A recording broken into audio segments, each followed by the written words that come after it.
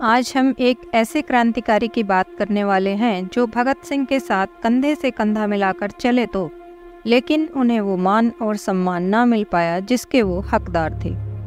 60 के दशक की बात है। पटना में बसों के परमिट दिए जाने थे। सैकड़ों लोगों ने आवेदन किया हुआ था। लाइन में एक 45-50 साल का व्यक्ति भी था। जब वो पटना के कमिश्नर से मिला और उसने अपना नाम बताया और कहा कि वो एक स्वतंत्रता सेनानी है, पटना के कमिश्नर ने पूछा कि सर, आप स्वतंत्रता सेनानी हैं, ये मैं कैसे मान लूँ? आपके पास तो स्वतंत्रता सेनानी वाला सर्टिफिकेट भी नहीं है, पहले लाइए तब मानूंगा।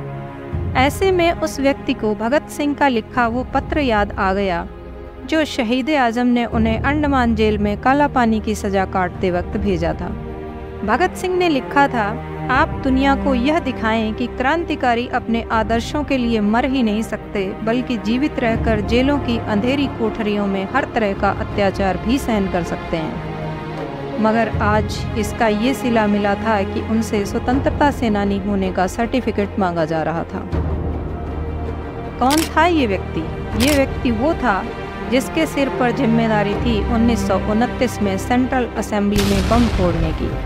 आखिरी वक्त में उसके साथ सुखदेव को हटाकर भगत सिंह को कर दिया गया। दोनों ने 8 अप्रैल 1929 को भगत सिंह के साथ मिलकर सेंट्रल असेंबली, जो आज की संसद है, में 2 बम फोड़े और गिरफ्तारी दी। सोचिए, आज भगत सिंह को ही नहीं, उनके पूरे खानदान को देश जानता है। तमाम नेता उनके बच्चों के भी पैर छूते हैं। और दूसरी तरफ उसी बम कांड में भगत सिंह के सहयोगी क्रांतिकारी से देश की आज़ादी के बाद स्वतंत्रता सेनानी होने का सर्टिफिकेट मांगा जाता है। उस समय उन्हें बहुत अफसोस हुआ कि भगत सिंह, सुखदेव, राजगुरु के साथ उन्हें फांसी क्यों नहीं हुई। कम से कम देश याद तो करता। वो उस वक्त भी बहुत निराश हुए थे। तब भगत सिंह ने उन्हें जेल से पत्र लिखकर ढांढस बंधाया था। परमिट वाली बात पता चलते ही देश के राष्ट्रपति बाबू राजेंद्र प्रसाद ने बाद में उनसे माफ़ी मांगी। बटकेश्वर यूँ तो बंगाली थे। बर्दवान से 22 किलोमीटर दूर 18 नवंबर 1910 को एक गांव औरी में पैदा हुए बटकेश्वर को बीके दत्त बट्टू के नाम से जाना जाता था। हाई स्कूल की पढ़ाई के लिए वो कानपुर आ गए। कानपुर शहर में ही उनकी मुलाकात चंद्रशेखर आज़ाद से हुई। उन दिनों चंद्रशेखर आज़ाद झांसी, कानपुर और इलाहाबाद के इलाकों में अपनी क्रांतिकारी गतिविधियां चला रहे थे। 1924 में भगत सिंह भी वहां आए। देश प्रेम के प्रति उनके जज्बे को देखकर भगत सिंह उनको पहली मुलाकात से ही दोस्त मानने लगे थे। बम बनाने के लिए बटुकेश्वर दत्त ने खास ट्रेनिंग ली और इसमें महारत हासिल कर ली। जब क्रांतिकारी गतिविधियों के खिलाफ अंग्रेज सरकार ने डिफेंस ऑफ इंडिया एक्ट लाने की योजना बनाई तो तय हुआ कि बटुकेश्वर दत्त असेंबली में बम फेंकेंगे और सुखदेव उनके साथ होंगे। भगत सिंह उस दौरान सोवियत संघ की यात्रा पर होंगे, लेकिन बाद में भगत सिंह के सोवियत संघ का दौरा रद्द हो गया और दूसरी मीटिंग में ये तय हुआ कि बटुकेश्वर दत्त बम प्लांट करेंगे, लेकिन उनके साथ सुखदेव की जगह भगत सिंह होंगे। भगत सिंह को पता था कि बम फेंकने के बाद असेंबली से बचकर निकल पाना मुमकिन नहीं होगा। ऐसे में क्यों ना इस घटना को बड़ा बनाया जाए, इस घटना के जरिए बड़ा मैसेज दिया जाए। इधर भगत सिंह सैंडर्स को गोली मारने के बाद अपने बाल कटवा चुके थे। जिस फोटोग्राफर ने भगत सिंह के फ़ोटो खींचे थे उसने वो फ़ोटो पुलिस को भी उपलब्ध करवा दिए। भगत सिंह के बाकी साथी उन तस्वीरों को अखबारों के कई दफ्तरों में चुपके से देकर भी आए ताकि भगत सिंह की ये इच्छा पूरी हो सके कि उनकी गिरफ्तारी के बाद उनका हैट वाला फ़ोटो छपे। लेकिन पुलिस को पता चल चुका था, इसलिए सारे अखबारों को चेतावनी दी गई थी। कई दिनों के बाद वंदे मातरम नाम के अखबार ने पहली बार वो फ़ोटो छापा, लेकिन एक पंपलेट के रूप में अखबार के अंदर रखकर वितरित किया, न कि अखबार के हिस्से के रूप में। तब जाकर लोगों को पहली बार पता चला कि उनके हीरो देखने में कैसे लगते हैं। जनता के बीच उन तस्वीरों को देखकर ये मैसेज गया कि जब इतना बाका हैटधारी युवा देश के लिए अपनी जान कुर्बान कर सकता है तो हम क्यों नहीं, हमारे बच्चे क्यों नहीं। भगत सिंह की उस तस्वीर ने वाकई कमाल कर दिया। उनकी वो तस्वीर लोगों के दिलों में ऐसी छपी कि भगत रातों रात देश के हीरो बन गए। हालांकि मोटे तौर पर कोर्ट ने ये मान लिया था कि बम किसी की जान लेने के इरादे से नहीं फेंका गया था। ऐसे में बटुकेश्वर दत्त को काला पानी की सज़ा हुई, लेकिन भगत सिंह, सुखदेव, राजगुरु के सर पर सैंडर्स की हत्या का इल्ज़ाम भी था, सो उन्हें फांसी की सज़ा सुना दी गई। बटुकेश्वर दत्त फैसले से निराश हो गए।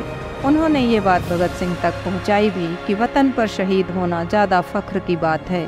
तब भगत सिंह ने उनको ये पत्र लिखा कि वे दुनिया को ये दिखाएं कि क्रांतिकारी अपने आदर्शों के लिए मर ही नहीं सकते, बल्कि जीवित रहकर जेलों की अंधेरी कोठरियों में हर तरह का अत्याचार भी सहन कर सकते हैं। बटुकेश्वर दत्त ने काला पानी की सज़ा में काफ़ी अत्याचार सहन किए, जो पल पल फांसी के समान थे। जेल में ही बटुकेश्वर को टीबी की बीमारी ने घेर लिया। कुछ सालों बाद वो रिहा हुए। एक तो टीबी की बीमारी और दूसरे उनके सारे साथी भगत सिंह, चंद्रशेखर आज़ाद, भगवती चरण बोहरा, राजगुरु, सुखदेव सभी एक एक करके दुनिया से विदा हो चुके थे। ऐसे में पहले उन्होंने इलाज करवाया और फिर से कूद पड़े देश की आज़ादी के आंदोलन में। लेकिन इस बार कोई क्रांतिकारी साथ नहीं था। बटुकेश्वर ने भारत छोड़ो आंदोलन में हिस्सा लिया और गिरफ्तार हो गए। 1945 में उन्हें जेल से रिहाई मिली। आधी से ज़्यादा जिंदगी देश की लड़ाई में गुजर चुकी थी। हौसला बढ़ाने वाले सारे साथी साथ छोड़ चुके थे। देश आज़ाद हुआ तो अब कोई मकसद भी सामने नहीं था। बटुकेश्वर ने शादी कर ली और एक नई लड़ाई शुरू हो गई गृहस्थी जमाने की। आज़ादी की खातिर 15 साल जेल की सलाखों के पीछे गुजारने वाले बटुकेश्वर दत्त को आज़ाद भारत में रोज़गार मिला एक सिगरेट कंपनी में एजेंट का, जिससे वह पटना की सड़कों पर खाक छानने को विवश हो गए। उन्होंने कई रोज़गार अपनाए, लेकिन असफलता ही हाथ लगी। पत्नी अंजलि को एक प्राइवेट स्कूल में पढ़ाना पड़ा। उन्होंने किसी से सरकारी मदद नहीं मांगी। बटुकेश्वर को 1964 में अचानक बीमार होने के बाद गंभीर हालत में पटना के सरकारी अस्पताल में भर्ती कराया गया। इस पर उनके मित्र चमनलाल आज़ाद ने एक लेख में लिखा, क्या दत्त जैसे क्रांतिकारी को भारत में जन्म लेना चाहिए? परमात्मा ने इतने महान शूरवीर को हमारे देश में जन्म देकर भारी भूल की है। खेद की बात है कि जिस व्यक्ति ने देश को स्वतंत्र कराने के लिए प्राणों की बाजी लगा दी और जो फांसी से बाल बाल बच गए, आज वह नितांत दयनीय स्थिति में अस्पताल में पड़े एड़ियां रगड़ रहे हैं और उन्हें कोई पूछने वाला नहीं है। इस लेख से सत्ता के गलियारों में हड़कंप मच गया। पंजाब सरकार ने 1000 रुपये का चेक बिहार सरकार को भेजकर वहां के मुख्यमंत्री के.बी. सहाय को लिखा कि यदि वो उनका इलाज कराने में सक्षम नहीं है तो वह उनका दिल्ली या चंडीगढ़ में इलाज कराने को तैयार है। बिहार सरकार अब हरकत में आई और 22 नवंबर 1964 को उन्हें दिल्ली लाया गया।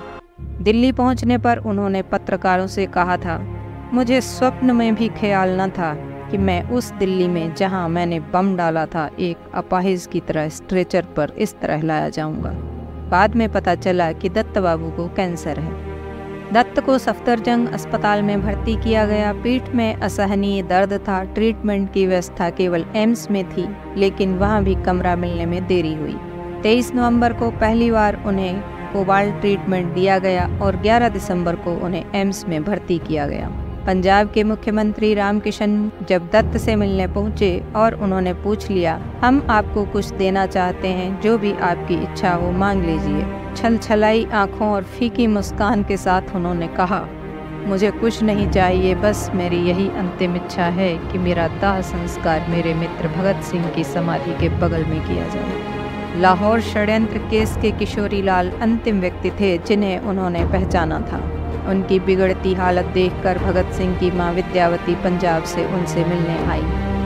17 जुलाई को वह कोमा में चले गए और 20 जुलाई 1965 की रात 1:50 पर बटुकेश्वर इस दुनिया से विदा हो गए। उनका अंतिम संस्कार उन्हीं की इच्छा के मुताबिक भारत पाक सीमा के करीब हुसैनीवाला में भगत सिंह, राजगुरु और सुखदेव की समाधि के निकट किया गया। ये अलग बात है कि आज भी कोई नेता वहां जाता है तो उन तीनों की समाधि पर श्रद्धांजलि देने के बाद ही वापस लौट आता है। बटुकेश्वर की समाधि उन्हीं की तरह उपेक्षित रहती है। उपेक्षा का भाव इस कदर है कि अगर आज बटुकेश्वर, सुखदेव और राजगुरु की तस्वीरें एक साथ रख दी जाएं, तो कोई तीनों को अलग अलग करके नहीं पहचान पाएगा। आज की पीढ़ी तो शायद बिल्कुल भी नहीं। जब बटुकेश्वर आजीवन कारावास से रिहा हुए तो दिल्ली में सबसे पहले उस जगह पहुंचे जहां उन्हें भगत सिंह को असेंबली में बम कांड के फौरन बाद गिरफ्तार करके हिरासत में रखा गया था। दिल्ली में खूनी दरवाज़ा वाली जेल में बच्चे वहाँ बैडमिंटन खेल रहे थे। बच्चों ने उन्हें वहाँ चुपचाप खड़े देखा तो पूछा कि क्या आप बैडमिंटन खेलना चाहते हैं। उन्होंने मना किया तो पूछा कि फिर आप क्या देख रहे हैं। बीके ने जवाब दिया कि मैं उस जगह को देख रहा हूँ जहाँ कभी भगत सिंह और बटुकेश्वर दत्त जेल में बंद थे। बच्चों ने पूछा, कौन भगत सिंह और कौन बटुकेश्वर दत्त? सोचिए उन पर क्या गुजरी होगी। वैसे भी उस दौर में पढ़े लिखे लोग कम थे, कम्युनिकेशन के साधन कम थे, बच्चों के स्कूल की किताबों में राष्ट्रीय साहित्य था ही नहीं। लेकिन आज तो है, आज की पीढ़ी भी उन्हें ना जाने ना पहचाने तो उनको अपनी कुर्बानी व्यर्थ ही लगेगी। हम आज़ाद भारत में आज़ादी की सांस लेते हुए इन देश के सपूतों को अपनी श्रद्धा के पुष्प अर्पित करते हैं। जय हिंद, जय भारत।